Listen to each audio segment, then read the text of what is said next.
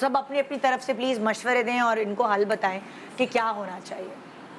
دیکھیے میں تو اس میں کہوں گی جوائنٹ فیملی سسٹم کی بات ہو رہی ہے, ہمارے کلچر میں بڑا کامن ہے, اور جو جوائنٹ فیملی سسٹم سے ڈیٹیچ ہوتا ہے اس کو گلٹ میں ڈال دیا جاتا ہے کہ ارے تم نے تو ماں باپ کو چھوڑ دیا, تم نے یہ کر دیا. ٹیکنیکلی دیکھیں, اگر اس کی ڈیپتھ میں دیکھیں تو یہ بڑا ایک ہیلدی ایک ڈیسیجن ہوتا ہے کہ آپ جب فیملی, آپ کے بچے ماشاء اللہ بڑے ہو رہے ہیں اور آپ پھر وہ شادیوں پہ جا رہے ہیں, اور اگر آپ کو گھر کے اندر ہی اسپیسیز ہیں کہ سب کا اپنا اپنا اسپیس, تو آپ ساتھ بھی رہیں, کوئی ایشو نہیں. بہت سے لوگ گھر میں ہی اسپیسیز کر دیتے ہیں سب کو, خاص کر الگ الگ بنا کے دے دیتے ہیں. ایگزیکٹلی, کچن سب سے بڑا ایک جو فیمیلز ہوتی ہیں, لیڈیز ہوتی ہیں گھر کی, ان کو کچن کا بہت زیادہ ہوتا ہے کہ جب جوائنٹ فیملی ہے, تین عورتیں جائیں گی تو پھر کیا حال ہوگا, یو نو میرا ٹائم تھا, میں نے کرنا تھا, وہ ہو گیا.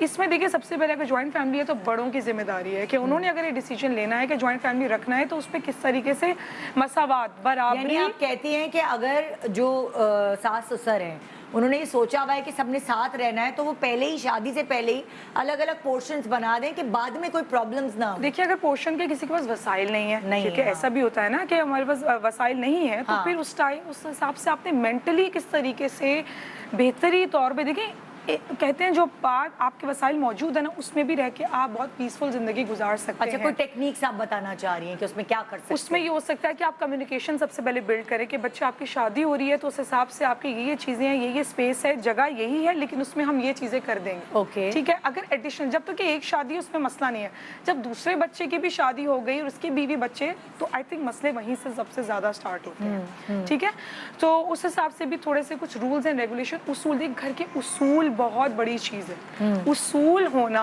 اور وہ بڑے ہی اس کو قائم رکھیں اور اس کو مینٹین کروائیں, ان کی ذمہ داری ہے. ہوتا کیا ہے کہ جب آپس میں دیورانی جٹھانیاں لڑتی ہیں تو اس کے بعد کیا ہوتا ہے کہ ان کی تو بنتی نہیں آپس میں, یہ تو ہے ہی ایسی.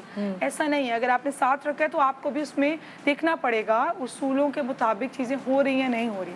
پہلا تو یہ ہے, یعنی آپ کا کہنے کا مقصد ہے کہ جو سربراہ ہیں گھر کی, جیسے ساس ہیں, ان کو کام بانٹنے ہوں گے, ان کو تھوڑا سا انصاف کرنا پڑے گا کہ بھئی تمہارا یہ اگر ذمہ داری ہے, آج کا دن کی باری تمہاری ہے کھانا پکانے کی, یا دوپہر کا تمہارا ہے. آپ یہ کہہ رہی ہیں کہ رولز اینڈ ریگولیشنز گھر کے جوائنٹ فیملی میں فیورزم بہت ہوتا ہے.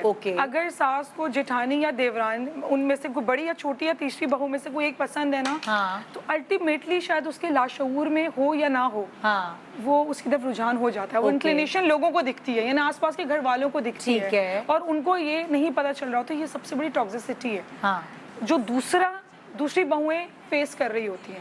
ٹھیک ہے, تو اس میں آپ میں آگاہی, سیلف اویئرنس کی ضرورت ہے. یہ تو بات ہو گئی آپ نے جنرل بات کی. جو ان کا کیس ہے, ان کا کیس یہ ہے کہ الگ گھر چاہتی کیونکہ وہ چھوٹا پڑا. آپ دونوں بھی اگر کوئی ذہن میں پوائنٹس ہوں تو آپ لوگ کمیونیکیشن, اس کے لیے میں کہوں گی کمیونیکیٹ کریں. پھر بہتر طور پہ سب سے پہلے آپ اپنے ہسبینڈ سے بات کریں.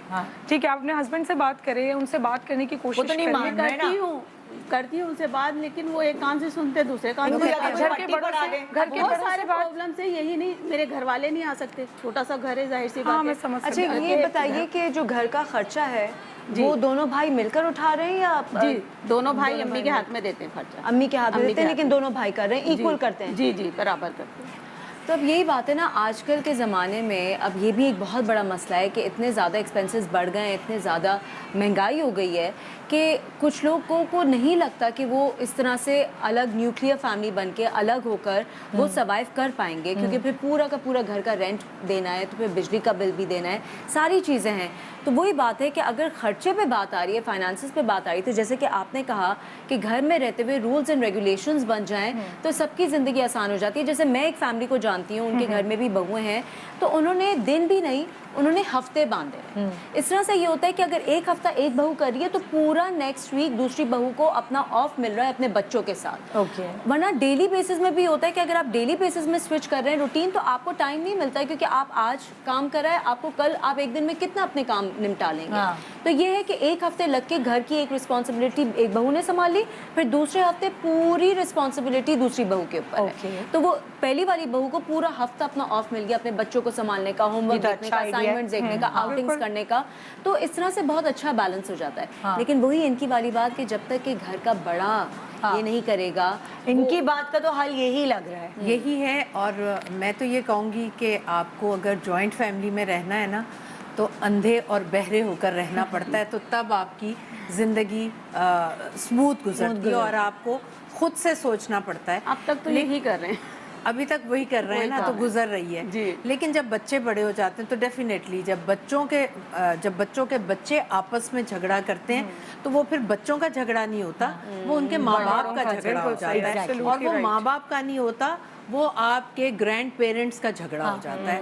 پھر اس میں لگتا ہے کہ آپ کی فیوریٹزم شروع ہو گئی ہے، آپ نے اس کی فیور کی ہے، اس کی فیور کی ہے.